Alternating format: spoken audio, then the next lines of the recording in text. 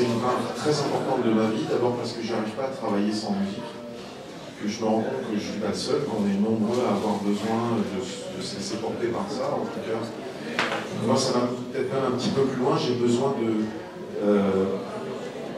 en fonction de ce que j'ai décidé d'écrire quand je me mets devant ma machine, j'essaie de trouver les musiques dans le tempo, dans l'ambiance, dont me porter. Je me rends compte que très souvent je tape en rythme, je tape en... voilà. Je choisis les musiques que je connais déjà. Comme ça, c'est une espèce de fond rassurant qui ne me perturbe pas plus, qui va m'aider, mais qui va m'obliger à écouter et pas m'embarquer, juste m'aider. Et pour ce qui est du groupe de rock, on s'est rendu compte, pareil, au fil des salons, qu'on était nombreux à pratiquer un instrument ou un autre, et qu'on était nombreux à se retrouver régulièrement dans les salons, et plutôt que d'être devant une bière, un verre, ou bloqué dans un grand raout à 400 hauteurs parfois, on aimait se retrouver, et quand on trouve un bar sympa et qu'on a tous les instruments, ben oui, il nous arrive de jouer régulièrement et partager ça aussi. Ce qu'il y a de rigolo, c'est que très souvent, à la suite des concerts, des lecteurs un peu sidérés nous ont vus jouer de la musique. C'est-à-dire qu'ils découvrent que les auteurs et les illustrateurs sont des gens normaux qui ont une vie à côté, c'est pas mal. Et très souvent, les gens qui nous ont découvert comme ça, en dehors de cette espèce de rapport un peu pas faussé, mais un peu figé des salons où c'est fait, voilà, on est derrière des tables, chacun à côté de la table. Le fait de se rencontrer sur autre chose, sur de la musique, et d'en discuter après, très souvent des lecteurs sont devenus des amis dans la vie, on s'est mis à échanger, et voilà, on s'est enrichi humainement aussi dans la musique. C'est en ça, pour moi, c'est très très important. Ouais, je vais juste rajouter quelque chose par rapport à la musique, parce que ça c'est un phénomène qui est quand même assez important en école de dessin. Quand j'ai commencé l'école, je pense que plus de la moitié des apprentis dessinateurs à l'époque faisaient de la musique. Il y en a certains qui aujourd'hui, je pense à Hub, un Berchabuel qui fait Loco, la série Loco, c'est une grosse vente, c'est un gros laborieux du dessin. C'est un type qui a voulu lâcher 20 fois l'école pour faire de la musique. Parce qu'il avait ses petits synthés à la maison, il continuait à faire du synthé, enregistrer des musiques, avoir un groupe, etc. Il n'a pas arrêté et il y pense encore. On est plusieurs à se dire, tiens, dans une vie future ou parallèle, je ferai musicologie et je continuerai aussi en musique. Enfin, on est plein comme ça, plein. Et je pense qu'il y a une raison pour rebondir sur tout ça. Je pense qu'encore une fois, c'est comme les écrivains qui aimeraient faire du dessin, ou les dessinateurs qui aimeraient écrire. Tout ça, ça se croise, c'est pas pour rien, sauf qu'on a, on va dire, on a une dominance peut-être cérébrale qui fait qu'on fait peut-être un peu plus ça qu'autre chose. Moi, le dessin, ça a toujours été une évidence. J'ai jamais cru que je pouvais en faire un métier. Donc, en grosso modo, j'ai compris que je pouvais en faire un métier quand j'ai commencé mon école de dessin. Sans comprendre que je dessinais 10 heures par jour. Il n'y a pas de rapport. Alors que la musique, quand je faisais de la musique, j'en fais depuis l'âge de 7 ans, j'ai toujours pensé que je découvrais plus de choses par la musique que par le dessin. Et que tout ce qui a pu m'éveiller ou déverrouiller des clés pour mes neurones, et libérer les synapses, c'est la musique. Tout ce qui est idée de transcendance, de transport dans la musique, de transport dans l'art, et de véhiculer quelque chose, moi ça s'est passé sur un clavier, jamais avec un crayon. Et après, par contre, une fois que c'était débloqué en musique, souvent ça s'est débloqué en dessin. Alors aujourd'hui ça s'inverse évidemment, parce qu'en faisant 10 fois plus de l'un et moins de l'autre, ou en faisant l'autre en amateur, c'est pas pareil. Mais ça a vraiment une dimension fondamentale pour beaucoup d'entre nous. En fait, on est rarement sur un seul médium. On est un peu multitâche, et j'ai envie de dire, je suis désolé de prendre un peu la parole là-dessus, mais je trouve ça très important, parce que ça revient à la dimension humaine dont tu parlais. Il n'y a pas à sacraliser ce qu'on fait, parce que souvent, quelquefois, ce sont peut-être d'autres choses qui nous font encore plus rêver que notre propre métier. Ça ne veut pas dire qu'on le fait mal ou qu'on le fait avec des intérêts, mais c'est, voilà, on le fait peut-être un peu mieux, parce qu'on est un peu mieux là-dedans. Mais je l'étendrai aux mathématiques. Je trouve qu'on ne fait pas assez de lien entre art et mathématiques, et que quand on discute avec des mathématiciens purs, qui font vraiment des mathématiques fondamentales, il n'y a rien de plus proche d'un artiste qu'un matheux. Mais pas... j'ai des rencontres comme ça avec des profs, des gens qui sont vraiment perchés, mais alors très très haut dans les maths. C'est fascinant.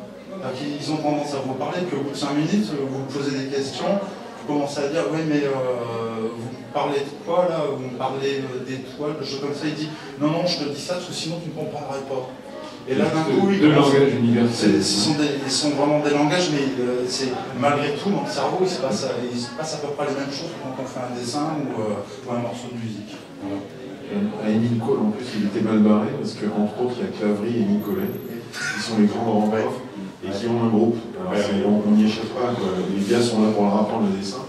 Et dès qu'ils ont 5 minutes, ils tapent le bœuf, ils jouent du jazz, du blues, et forcément les élèves en prennent plein les oreilles. C'est énorme. Dans le groupe de l'école de Caen, c'est quand même assez incroyable de regrouper Maxime Chatham, Romuald Jouliveau qui fait de la littérature pour les ados, l'éphémère qui est illustrateur, et des gens comme ça. Donc ils sont communs dans la vie et il y a ce plus via la musique parce que là tout le monde se rejoint sur, j'allais dire sur un terrain neutre, mais en tout cas sur lequel on est tous en accord parfait. Et toi, ton héroïne est musicienne également, parce qu'à un moment, Nicolas parlait de synapse à ce sujet, alors là on est assez proche de l'ange blond. Oui, alors ça c'est mon gros défaut aussi sur le synapse, sur le côté assez technologique. Mais pour revenir effectivement à la musique, moi, bon, c'est pas le drame de ma vie, mais moi je suis pas musicien, du tout. Voilà, j'en étais sûr. Mais par contre, je rebondis sur ce que dit Nicolas, parce que moi je me retrouvais plus dans un domaine, par exemple, dans l'image. Moi je fantasme sur le cinéma, sur l'image qui bouge. Je se retrouve peut-être un peu aussi dans ce que j'écris, dans le rythme, dans l'aspect visuel des choses. Mais d'un autre côté, je ne peux pas non plus travailler sans musique, je ne le conçois pas. Je sais que là, je sais pas moi, sur l'Ange Blond, j'ai des scènes d'action entières qui ont été écrites sur du Rammstein. Voilà, qui est quand même une musique assez enlevée. Voilà. Mais d'un autre côté, là par exemple, sur la suite, je suis en train de travailler sur Mussorgsky, donc c'est autre chose. Donc voilà. Et je peux pas travailler sans musique, en effet. Et sur les synapses, c'était... Refais-moi la question, Claude. J'ai oublié la question originale. Non, tu parlais de ton héroïne. Oui, et donc mon héroïne, effectivement, est maître orchestreur, c'est-à-dire ce qu'on appellerait DJ chez nous. Et moi, j'avais été très sensible à un roman c'est encore une fois presque un hommage, même si peu de gens l'ont peut-être remarqué. J'ai été très marqué par un roman de Norman Sinrad qui s'appelle Rock Machine, et dans lequel il y avait un abord de la musique et de l'orchestration qui m'avait subjugué, et c'est vraiment en pensant à ça, aux orgues et images qu'on trouve dans le livre de Sinrad, que j'ai pensé ce personnage, enfin en tout cas cette dimension du personnage, parce que c'est loin d'être la seule.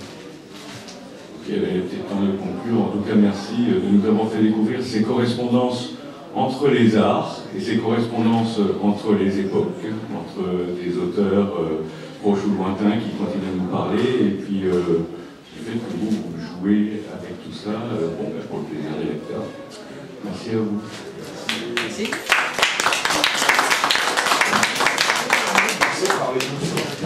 Ouais.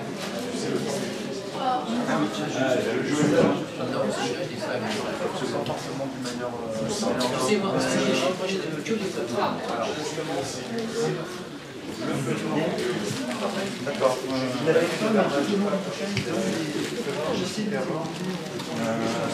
Ça fonctionne pour les clips, ça fonctionne pas pour les... C'est un lien. Bon, il est, je sais pas, en plus là, c'est super.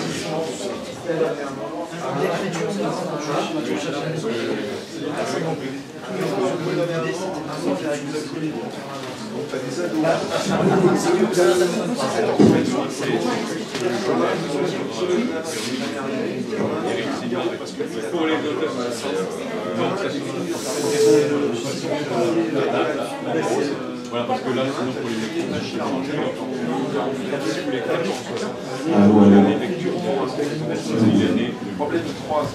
les portes du salon du livre ne vont pas tarder à fermer pour aujourd'hui. Je vous rappelle qu'il y a à 18h à la salle Sévigné une lecture concert, lecture de textes d'inspiration celtique qui sont souvent sur les extraits d'un roman d'Éric Simard.